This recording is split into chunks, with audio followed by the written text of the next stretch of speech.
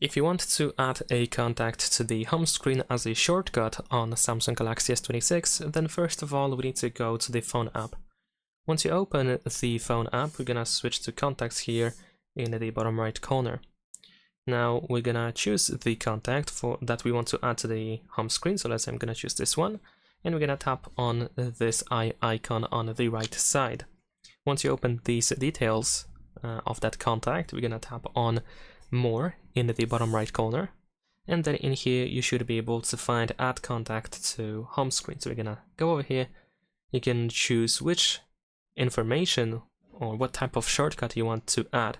So you can directly dial the number, you can directly send a message, or you can just view the contact info. In my case, I'm gonna choose the last option, and then confirm by pressing Add.